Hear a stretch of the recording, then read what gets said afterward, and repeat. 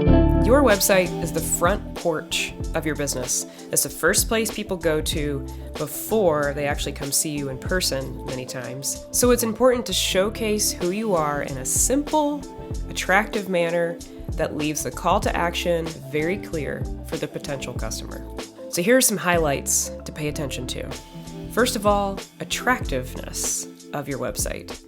Since your website is your first impression with a potential customer or client, it's worth making it look good. So that might mean you need to hire a local photographer, hire a digital media creator that can create a really good color scheme and logo, hire a really good web designer.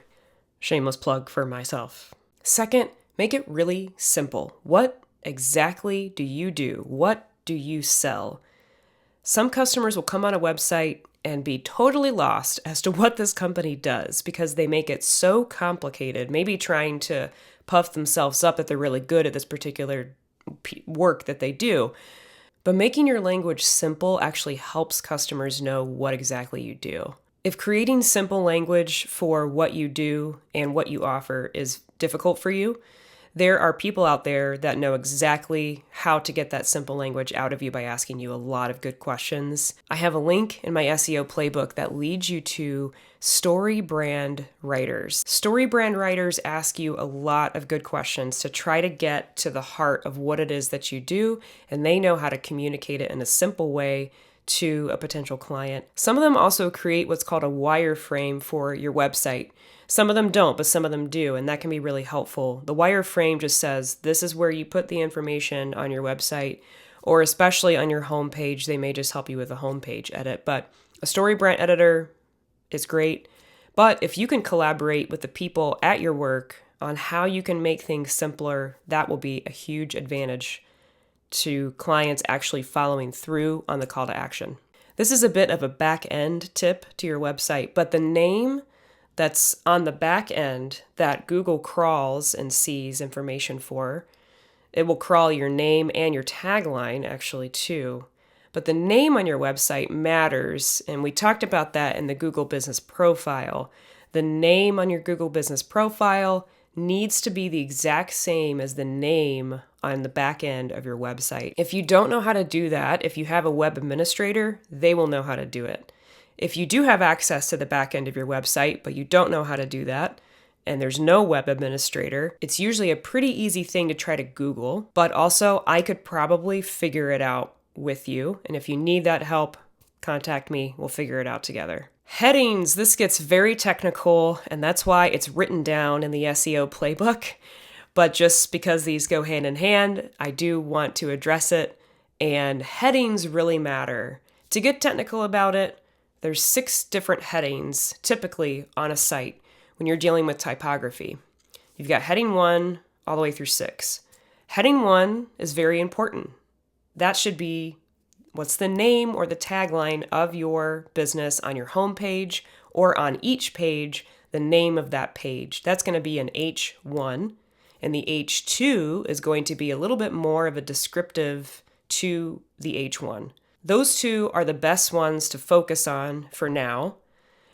Of course, what's in the body, what's in the paragraphs is also very important because keywords matter in there as well. But let's talk about these H1s and H2s and how it correlates to keywords. Search engines crawl your website, and they're going to be picking up on keywords that are on your site, mainly in your H1 and your H2s. Let's say you have a chiropractic practice, and someone online searches for holistic chiropractic care near me, something like that.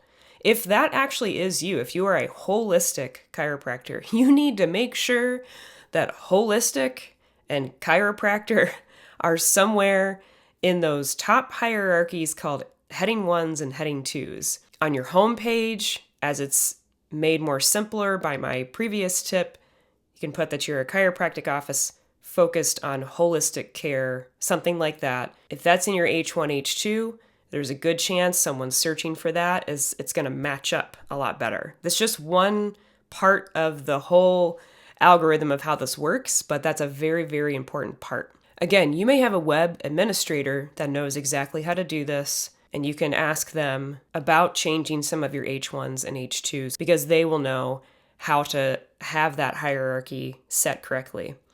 If you struggle with that, I'd love to help you and we can figure it out together. A little bit more into keywords. The H1 and the H2 are very important, but also consider having a blog on your website where you write about specific things that people are searching for. Let's say you've got that chiropractic office that does holistic chiropractic care. You should write a few blog posts about your approach to holistic chiropractic care for your clients. If a blog post has a really good title that is related to a typical keyword phrase, and you have a really well-written blog, that will actually start to get you to climb up the ladder on people searching for that thing near them. If all this thought about keywords is getting you to think more about how you can get better keywords on your website, there's a few companies that do that really well, and they're linked in the PDF, so I hope that's helpful for you. But I'm going to mention some of them here and just put their logos on the screen. The first one is Wincher, second one is SEMrush, third one is Moz Local, and the fourth one is Ahrefs, which Ahref is in the HTML language, what you use to link things. The call to action. What is the one thing you want your visitor on your website to do? Make it very clear, make it very easy for them to do it. If you've ever been on a website and you're wondering, how in the world do I connect with this company? And it's not easy, you may go off that website and go to another company that does the same thing, where if they make it easier, you're going to click on that button or go to that page, whatever they're wanting you to do, make a phone call. Make it very simple for your clients to book an appointment with you, come visit you, call you, whatever you want them to do. Make it very clear. You can do this a couple ways. Typically especially on your homepage, put a couple of buttons on the homepage that leads that potential customer to that call to action, whether it's booking time with you, filling out your contact form, giving you a call. Get them there as soon as possible. The best place to do that is on the homepage in multiple spots, but also on every page. Consider putting that call to action on every page. Maybe looking at your portfolio or client reviews, whatever is on that particular page, really grabbed that potential client. Put the call to action on there. They want to know how to get in touch with you. Simplest way. Don't overdo it. Put it a couple times on the homepage, probably once on another page, on those other pages. And then maybe on the top, there's a way for them to know on the navigation bar, always, how can I get in touch with these people? Make it easy. Accessibility is very important on your website. Unfortunately, many companies have been sued because they did not have an accessible website. It's important for your website to comply with what's called Web Content Accessibility Guidelines. Not only will accessibility on your site help those people who are visiting your site that possibly have vision impairments, but it also keeps you out of trouble and it helps with SEO. How does it help with SEO? There are companies like Accessibility, also linked in my PDF, that can help with accessibility, but the one thing you can do that's actually going to help you with accessibility is what you write in your alt text. Alt text describes an image that's on your website. That description, for someone who's visually impaired, gets read back to them so that they understand what that visual is. So it's important on all of your images on your website to write out a description of what that image is. The more descriptive, the better. Don't overdo it with a ton of keywords.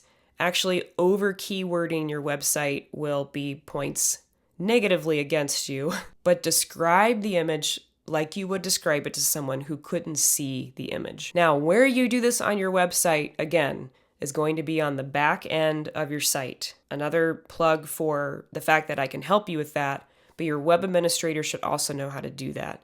You may just have to take the time to write out what your copy is for all those alt images and give that to your web administrator. The only images where you don't have to add a description is if it's there purely for decoration, like a background image that's kind of blended into the background. You don't have to describe that. But all other images, you should. Speaking of images, let's talk about image format and size. JPEG was once the king of digital image. You've probably also heard of PNG, and those two pretty much primarily were the ones that you would see online.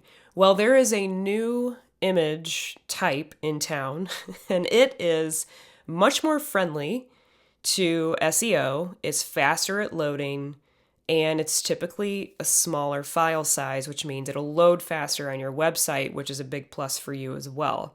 And it's called WebP. It was developed by Google to be a higher resolution, faster loading image. And faster loading images mean better SEO. So let's say your whole website is just a bunch of JPEGs. How do you get them to become WebP files? I tried something that did it automatically on the back end of my WordPress website, and it did not work. It would lock up my website, in fact.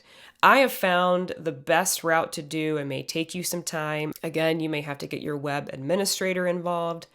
But if you were to convert all your JPEGs that you're using on your site to WebP files and then get them back in there, it's going to be worth it for you. One of the best tools that I've used, and it's linked in my PDF, is called Cloud Convert.